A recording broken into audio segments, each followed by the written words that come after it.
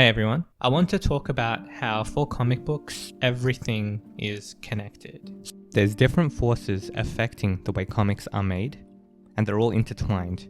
So if you're interested in getting into the mystery of what's influencing a comic to be made, then I think this video is for you. So one thing that we know is that the bigger titles, for example, Batman and Spider-Man and X-Men, and just like the bigger titles keep the comic book industry alive. It actually brings people in. It's a thing that sustains the industry to actually exist. And by the existence of these larger titles, this allows for smaller titles to exist because they're willing to take a greater risk once the bigger titles are selling well. That's generally how these businesses work. They are businesses, they need to make money, all that stuff. So the only time when they're actually able to take a risk is when they feel like financially they're at a good place to make some sort of leap. Now, a lot of people are attracted to getting on a bigger title, like many writers and artists. It can be their dream to get on Batman or get on Spider-Man, right?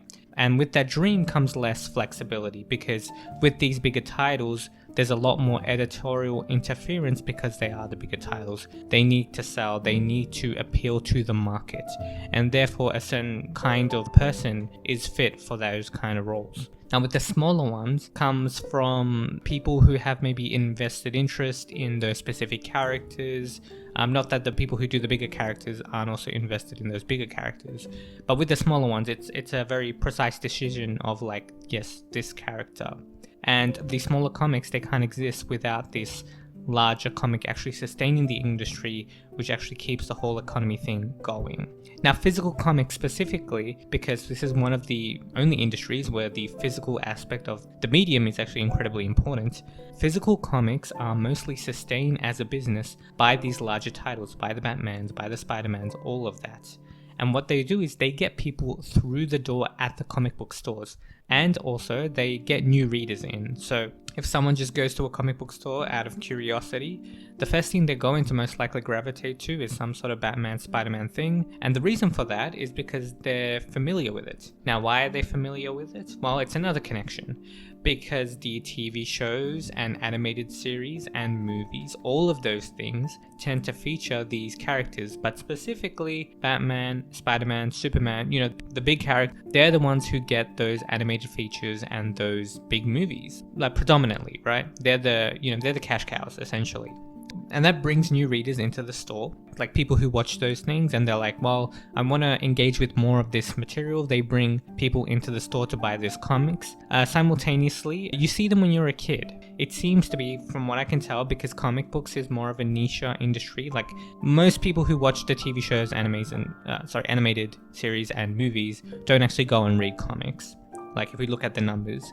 That being said, some do, right? It still does have some sort of proportionate effect. We just don't know how much. I'm sure it's doing something. Whether if it's, worth marketing things in that way to appeal to that audience, I have no idea. Either way, one of the effects that these animated series, specifically animated series, I think, has is for little kids when they're young, they get into these characters, they become familiar and they get excited. So if they do go into a comic store and decide to buy something, you can bet that they're going to try and buy those characters, like things for those characters, if they see them. Now, what the readers want en masse is what determines what's popular, because sales is what determines what's popular, and businesses look at that kind of data. Whatever people en masse buy, that's what they're going to appeal to. So popularity is what keeps the business going. So usually money talks. So that's one of the things that can be confusing, because on the internet it may seem like people are disappointed, but then you look at the data and then the sales hasn't changed. And what ends up being reflected by that back to the company is that they're doing everything correctly. So generally, if you want some sort of change to happen, you have to vote with your wallet. And if you are going to vote with your wallet, then you have to make sure that people en masse vote with their wallets.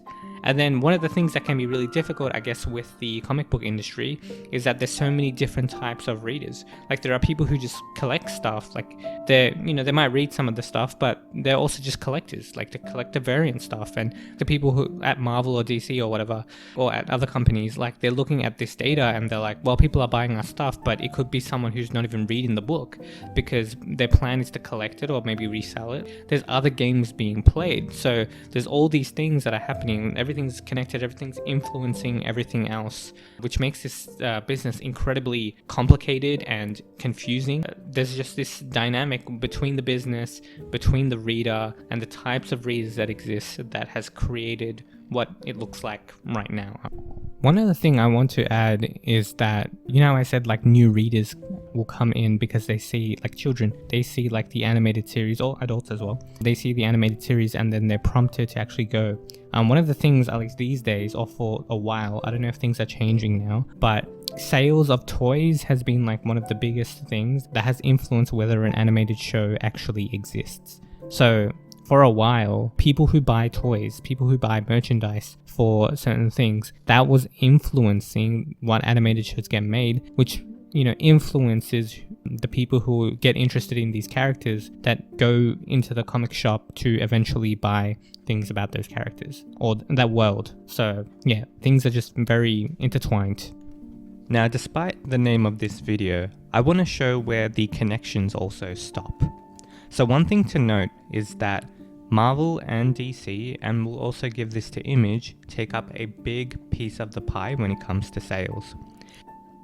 And all the other comic book publishers don't create anywhere near as much and don't get as much sales. Now, are Marvel and DC's success going to be affecting these smaller publishers? Yes, but it is not affecting them positively, and that's very unfortunate. This isn't like the manga business where, for example, you have like Shueisha, and yes, they publish like a giant series like One Piece and something else, but they'll have all these other titles that aren't selling anywhere near as much, but they're all getting held up by the juggernauts, and they're able to exist because of it, and they're able to take a chance on those risks because of the bigger titles that exist. And while there are companies that are doing better than others, since a lot of the titles that are popular are technically original intellectual properties, meaning they're not like spin-offs, that means what ends up being a bigger title for manga will be something novel.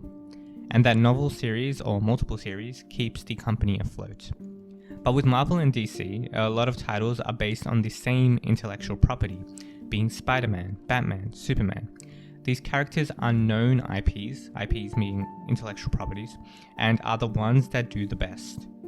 So because of that, it can seem like things that sell well are less original. And fundamentally, you can say that is true. So for manga, another series doing well for a business can allow the company to branch out into more original IPs and take a risk.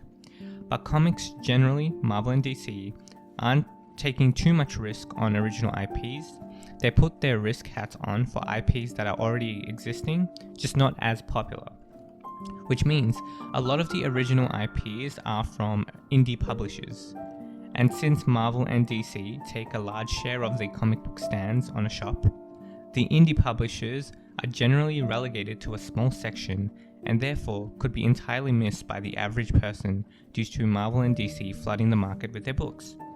So a Marvel and DC book, generally, not always, but generally, doesn't allow for many original IPs to blossom. These smaller publishers have to figure this out for themselves, and a lot of them don't have a hit series that is boosting all their sales. They're very much scrounging to get money, and yet are providing originality consistently, which I think is admirable. But yet, companies are not necessarily helping each other out. They are in fact not connected. But the way they are is that Marvel and DC brings people into the store, and then people are willing to check out the indies if they see them.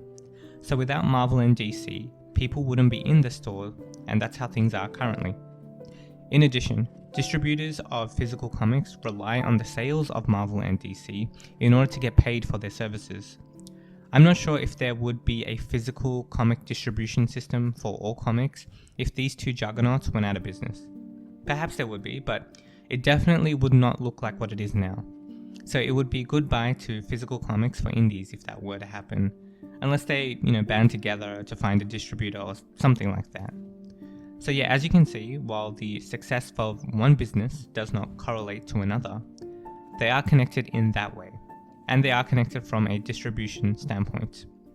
So all in all, the business is just very complex with so many parts going on that is affecting all these other parts.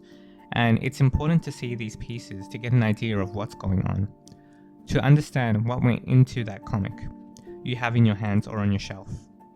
I hope this was informative and I hope you enjoy your day. Please check out my review channel where comic reviews are done and I post live streams. Okay, see you in the next one. Bye.